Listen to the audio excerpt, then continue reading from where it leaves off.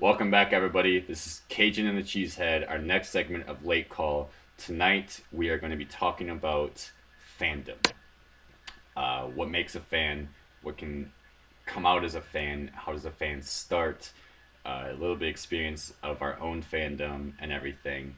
And before we started recording, you have discussed with me of something that you wanted to get off your chest, and I'm gonna give you the floor because I figured this is pretty interesting. It's some little tidbit that can kind of start the Well, ball rolling right here. it's kind of funny because you referenced it as like in beef earlier when we were talking, and I'm like, I don't know if I would go that far, but Mm-hmm. maybe a little bit.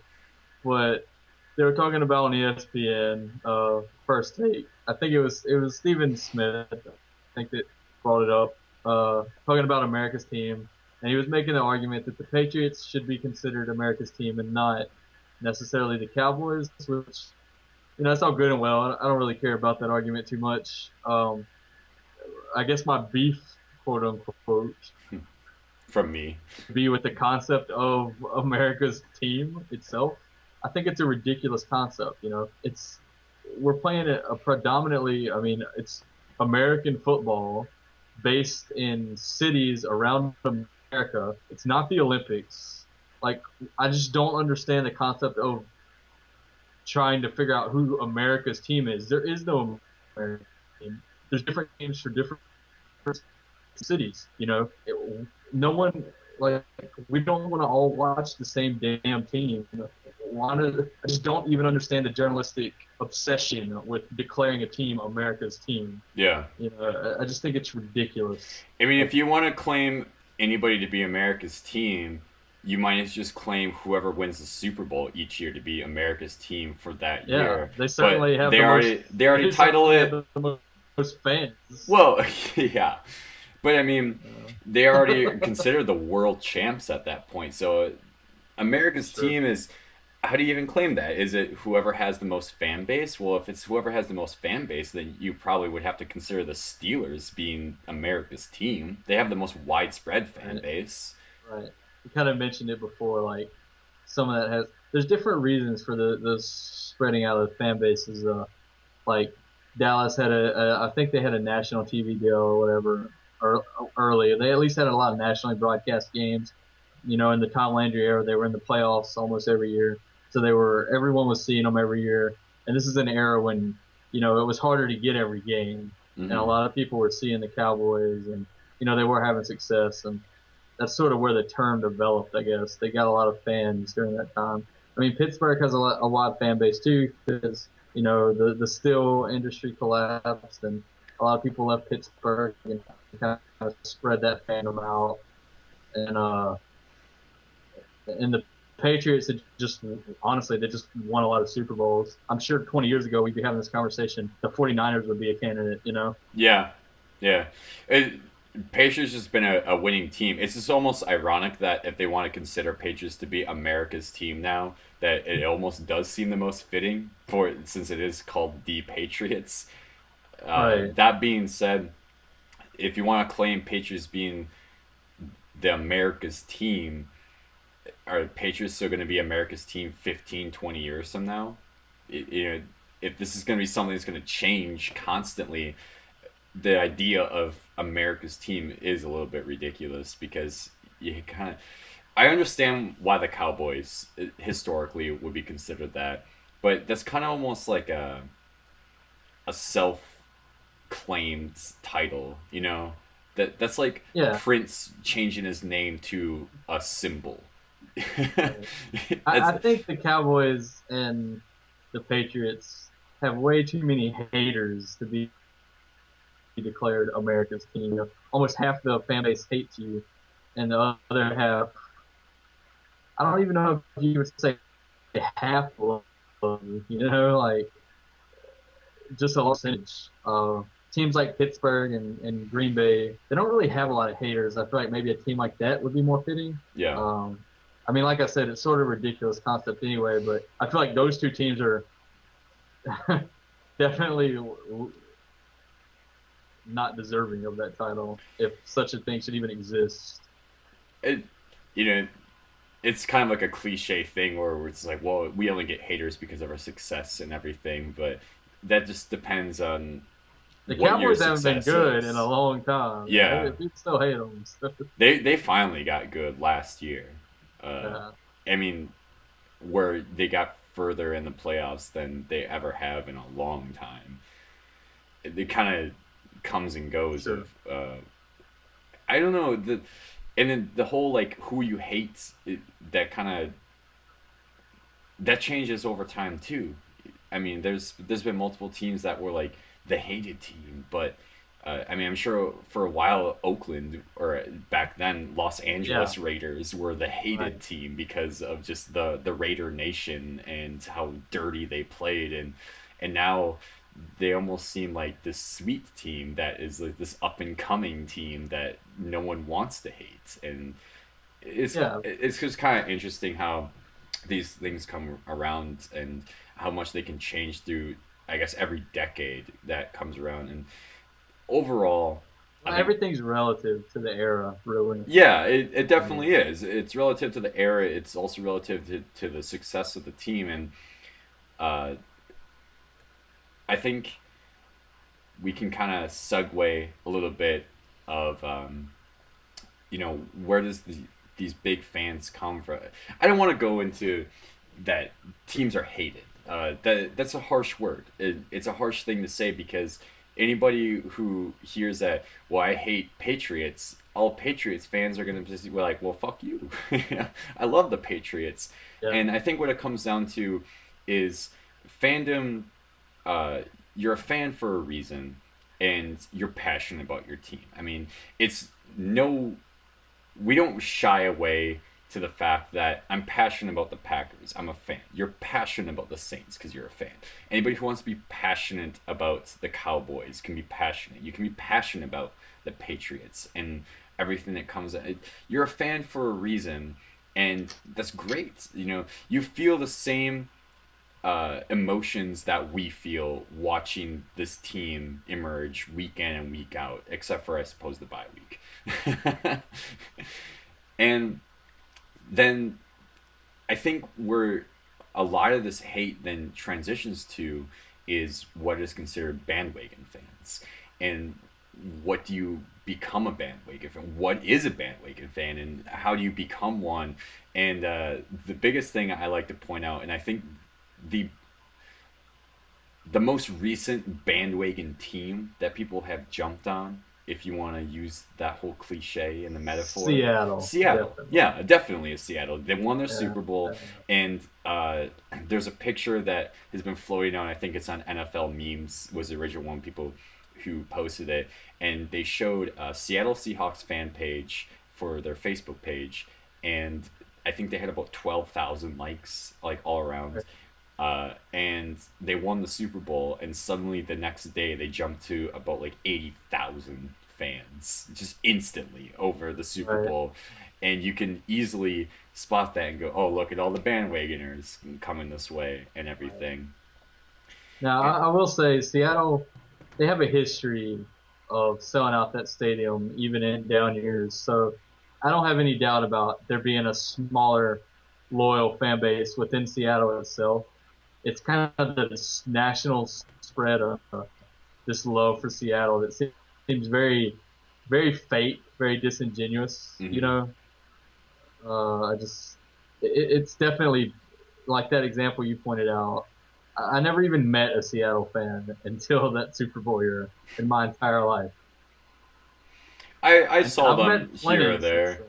I think before that Super Bowl run, I still saw people wearing Sean Alexander jerseys around Wisconsin every once in a great while. They're floating Uh, around, and still well, representing their team.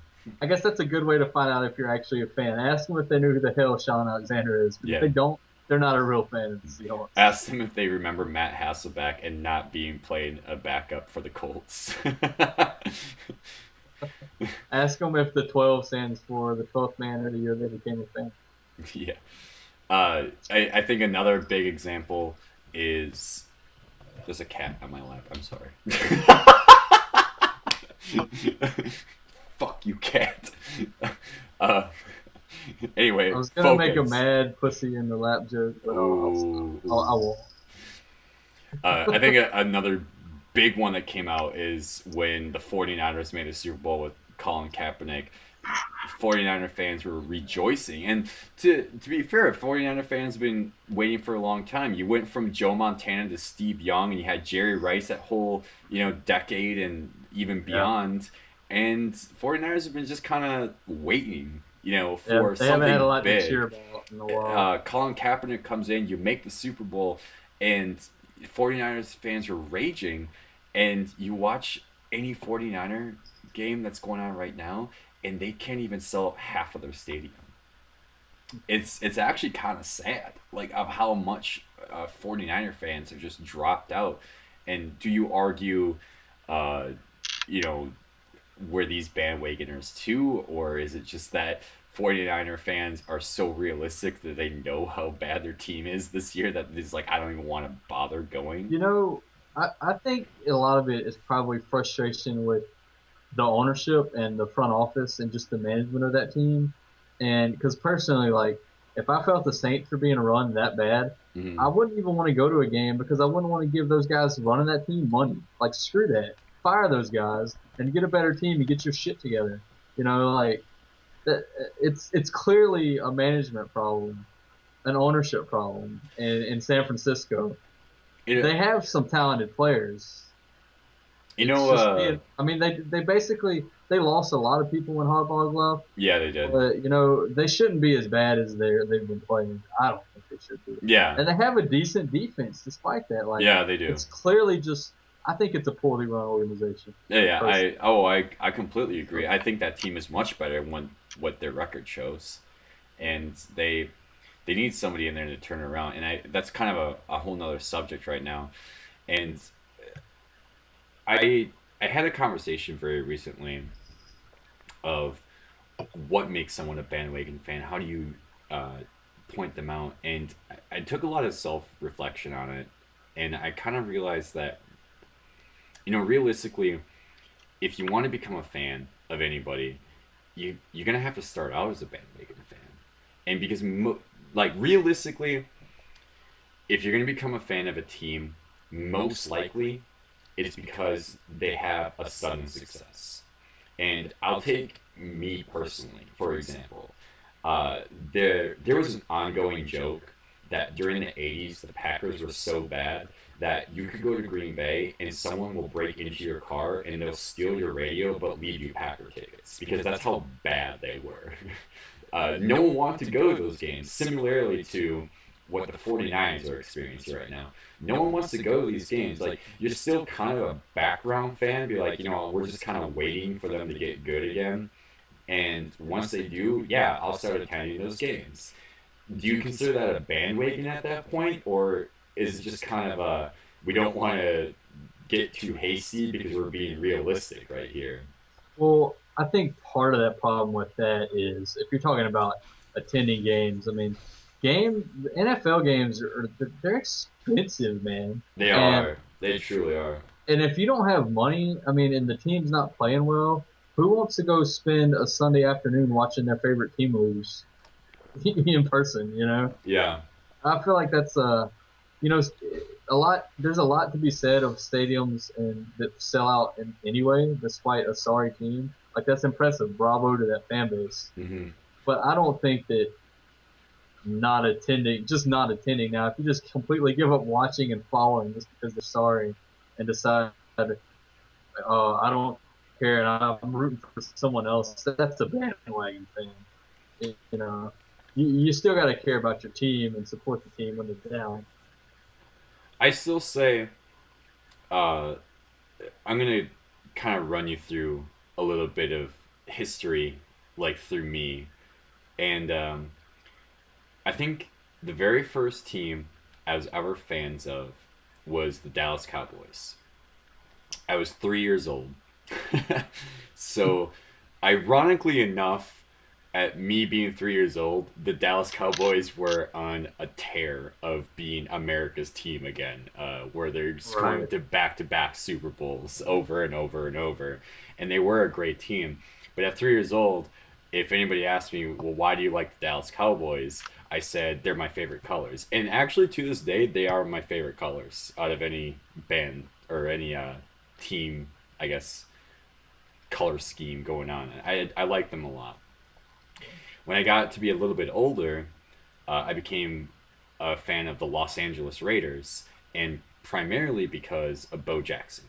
I really liked how he played. I really paid attention to how he played. He was just my favorite player, so I became a Raiders fan. This is a guy coming from Wisconsin, and I gotta give a lot of credit to my dad because even as a little kid, he never once tried to influence me to being a Packers fan. He never tried to force that through me. I remember being like 7, 8, 9 years old, and my parents were buying me Raiders gear for Christmas because I just kept saying, "Oh, I'm a Raiders fan. Like I love the Raiders and I like Bo Jackson," and so they bought me Raiders gear because they're like, "Well, that's just who you like, and that's what we get you." And it's really cool of my parents to do that for me. Just a rebellious phase. He'll get over it. Yeah, and as I got older, I just kind of grew into becoming more and more of a Packers fan, and uh, I guess what I can get into is that because as I got older, well, we had Brett Favre playing for the Packers. We won. We went to two Super Bowls, won one of the two. Still a very successful team. Kept going, kept going. And so by the time I was like 10, 11, 12 years old, I was a Packers fan. And I started going to games with my dad. And I was watching Brett Favre at Lambeau Field. You know, how historic is that type of thing? And Right. Right. I guess realistically looking back, could I consider myself a bandwagon fan at some point? Because it just seems ironic that I'm suddenly became a Packers fan when they're super successful after just a decade ago in the 80s that you couldn't even buy tickets from people because no one wanted to go watch the Packers. They were that bad. And now I'm watching Brett Favre play and like watching all this success coming from this organization. And you could argue that the reason I became a Packers fan is because they just became successful and I jumped on the bandwagon. And even more so is thankfully for the Packers organization is during Brett Favre to Aaron Rodgers, there was such an easy transition that they just remained successful. That I could just stay on, that fan base. And realistically, I'm gonna, admit I'm gonna stay a Packer fan for the rest of my life. It's just I grew up in Wisconsin. They're the home team for me, and it just makes so much sense for me to do it.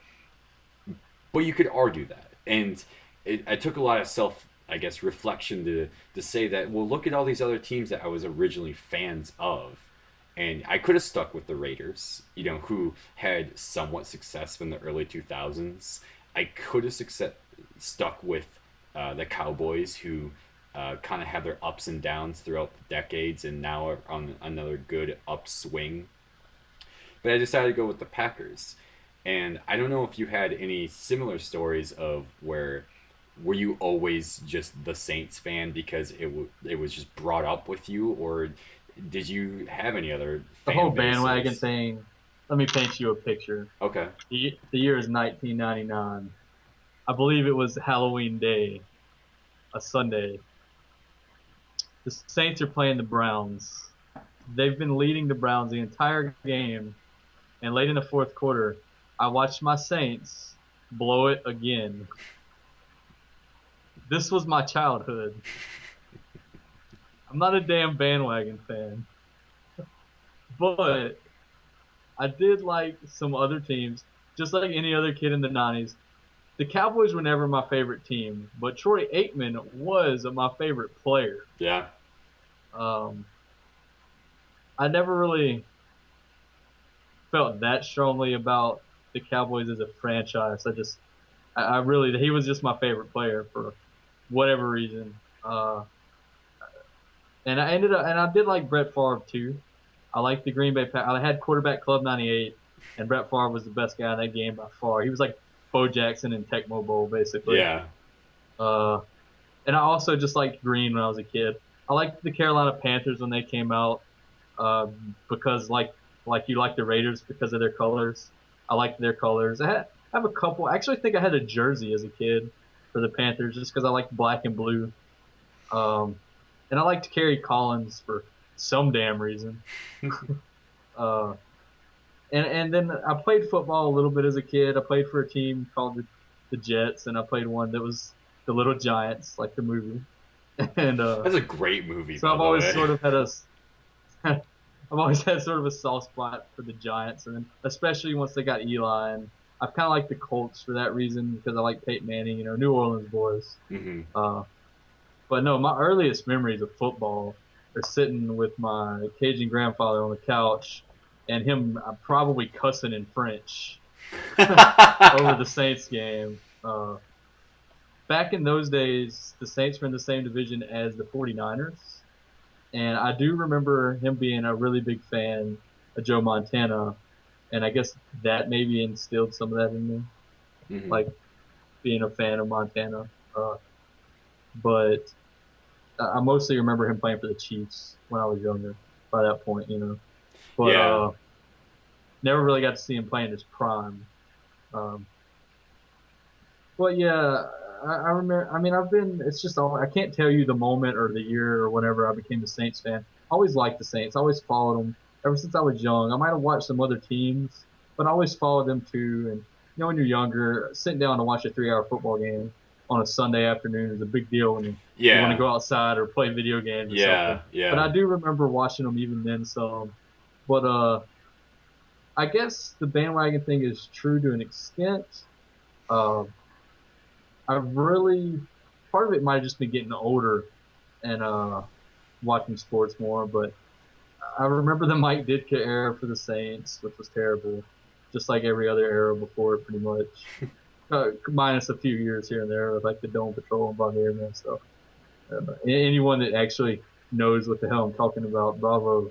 But Yeah, honestly, I don't know. uh, but yeah, well, uh, then there was the years with like Aaron Brooks where he was just good enough to make you think we could do something. Went to the playoffs, won the very first year, and then it bottomed out with Katrina. And I'll never forget, the first game back in the dome, and that was like the emotion and the hype around that game. I'm not even a native of New Orleans, but just Louisiana itself was affected pretty bad by those hurricanes, Katrina and Rita, and it was just like seeing them win and just the playing back because there was a while there we didn't even the state and the city especially really just kind of joined around that team, and it kind of became symbolic of like the Saints becoming good. It Hmm. sort of became like a symbol of the rebirth of New Orleans after that. And it was very emotional when they won the Super Bowl finally, and it was just, I mean, no, I've been a diehard Saints fan. uh I guess bandwagon in the extent that I'm from here, you know, uh, and most people probably are fans of where they came from. But I have to admit, like you, I was never necessarily pushed to become a Saints fan, even though that's what most people were. Uh, I mean, I have some Panthers memorabilia that my parents and even my, grandfather that was a huge Saints fan actually bought some of it for me. So I kind of fell into that on my own. And I definitely started watching the games more around '06. Of course, '07 and '08 weren't great years, but like, um,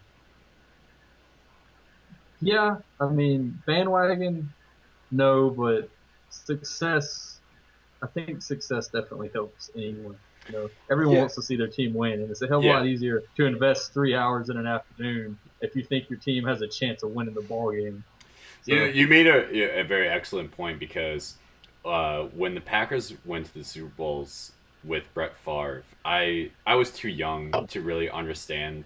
I was too young to watch a 3 hour game and sit there for 3 hours and like really pay attention to what's going on, and so I remember when those Super Bowls happened, and especially when the Packers and the Broncos were in the second Super Bowl together. I was so young that I just assumed that the Packers always made the Super Bowl. Like that was just a normal occurrence because I just kind of reached that age of uh, oh yeah, well they're in the Super Bowl last year and now they're in this year. That just happens all the time. Like that's just what the Packers do. And even then, I was still a Raiders fan. right, And and so I agree with you that age definitely has something to do with it. I think once you're about 10, 11, 12 years old is when you start probably coming into why you like a team or But your whatever fan team it base may is be. certainly going to be deeper than, oh, I like this color. Oh You know, yeah, exactly. And I'm gonna give an example to my future nephew, because I don't know if anybody doesn't know, I'm engaged to be married, and it's my nephew on my fiance's side, and he's a huge Steelers fan, and this is actually another topic that came up is well, he's a Steelers fan, and my argument was, well, there's a lot of people who are Steelers fans, so that doesn't surprise me. sure. And the other thing is, he definitely has reached an age where if he wanted to become a Packers fan, I think he would have by now. I honestly think that he's reached the age that I wouldn't be surprised if he's a Steelers fan, for the rest of like he might appreciate the Packers because he's from Wisconsin as well. But I think he's honestly just going to be a Steelers fan the rest of his life. And kind of like me, where why I have a soft spot for the Raiders to this day is because my favorite player growing up was Bo Jackson. And Right. his favorite player around that same age that I was, that I liked Bo Jackson, he liked Ben Roethlisberger. That was his favorite player. Him and Palomalu were his two favorite. And ironically enough, they were in the Super Bowl that year, and I think that was the most memorable thing for him to watch. But he still Probably so. appreciates, those players, and he's still going to be a fan. And I think that all ties in together of where does fandom start? I think it honestly starts of what player do you like? Okay, so you like that player, and you continue to watch that specific player. Does that player become successful? Is that team successful?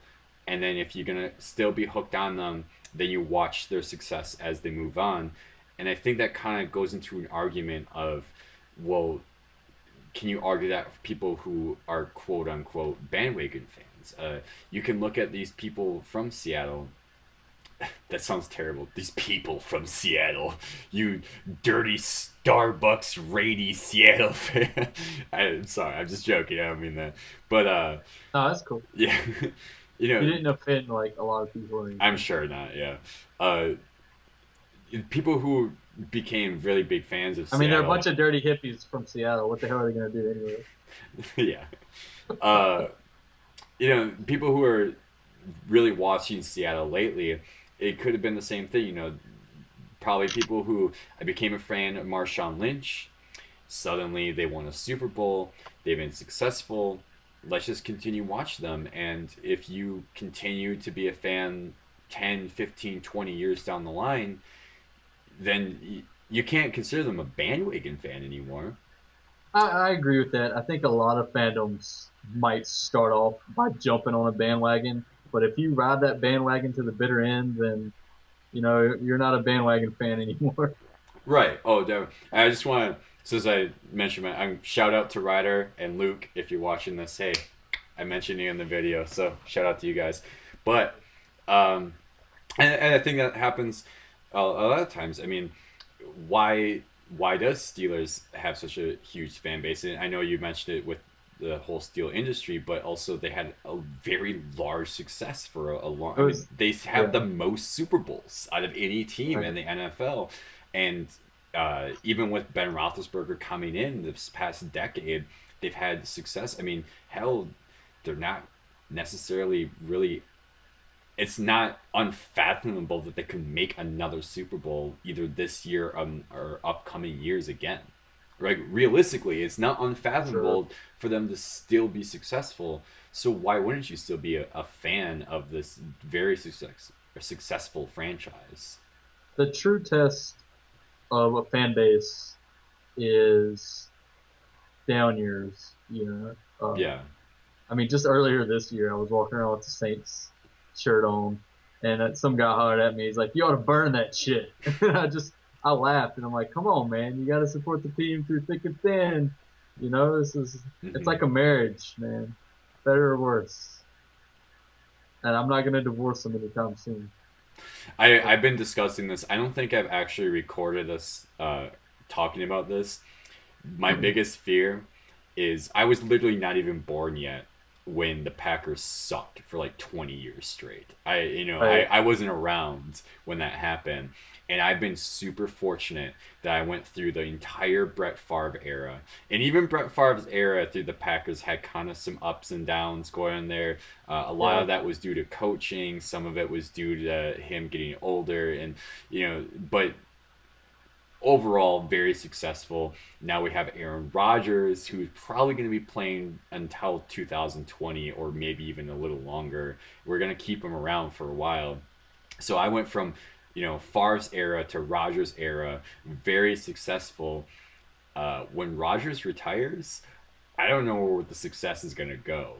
And Right. uh, I'm pretty afraid that after Rodgers retires, what's going to happen with the team, and am I going to have to go through an entire decade to watch the Packers rebuild? And of course, I'm still going to be a fan. I'm still going to watch, uh, but it's hard, and exactly what you just said. It's going It's to be just part of hard the to. experience, man. Yeah, it's part of that, and that almost makes it more of a sweetness when you watch your team become successful again, especially a team to win a Super Bowl, to come out It's there that you haven't seen it in so long, and it's such a great thing to hold on to.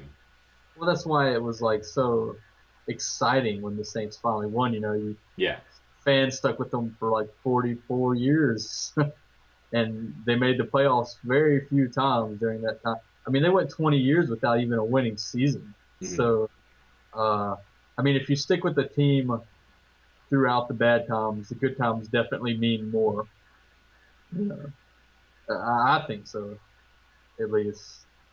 When you've seen bad times as a fan base, the good times you appreciate them even more than you would than if you were always winning. yeah, Sometimes it's easy to forget. Like we had all these good years with Breeze, that now that we're having some rough years, it's like, you know what? We bitched about some things in those years, but those are some damn good years. And we still have a chance now. And I feel like even these last few years are going to be fairly memorable. At the end of an era and stuff like that. yeah. So And then you always have, uh, when Breeze retires, you're gonna have the same thing that the Packers are experiencing literally this year. That 5 years later, you're gonna see Breeze get his jersey retired. You're gonna have that whole like you know memory and the cherishing and like everything of everything he brought for the team, and the Saints fans are definitely gonna be able to um, have a lot of pride with everything that's going on with that. And he'll be the first player that's like a marquee player when they have a Hall of Fame induction too. yeah, That that's ever been from the Saints. We've had a few good ones. Yeah, we got a few Hall of Fame players, from days gone by, but not a not a guy that's more than likely a first ballot Hall of Famer like Breeze is gonna be. So, yeah, I think Breeze is going to be the biggest guy that are going to see, he and is a um, hopefully Saints will be able to see more, as the years go by as well. But he's going to be the first, and um, I you mean, know, we had Archie Manning back in the day, who was mm, actually a great quarterback, and if he had a team, chances are he could have been a Hall of Famer. And there's actually been a lot of comparisons between him and Terry Bradshaw, and some people actually think he had a little bit higher skill base than Bradshaw, and it was just sort of like, Terry Bradshaw doesn't like Archie very much. well, that's a whole other thing. Yeah, But the point is though, it just shows how the Saints kind of squandered his talents and just squandered 20 years down the drain. And fan bases, I mean, fans deal with that, that whole Aints era, and other teams have had bad eras. Um, and that's just, it's like I said earlier. I guess we're starting to get to the point where we're repeating ourselves, but that's like the test of a fan. Can you stick with the team even when they're not good? yeah, Because that's a fan. yeah. The, not the people who are there just when they're winning, the people who are still there even when they lose. I think That's a to fan. to I add don't think on, being critical. That's one thing that a lot of people don't get. If you say bad things about your team and it's coming from a place where you're pissed off because they could have did this better and did that better, you're still a fan.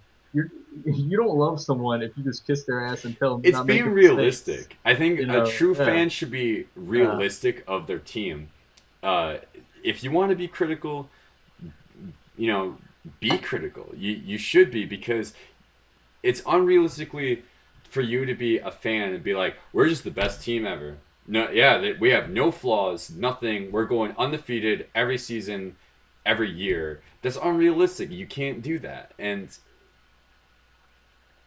Are you talking about Patriots fans?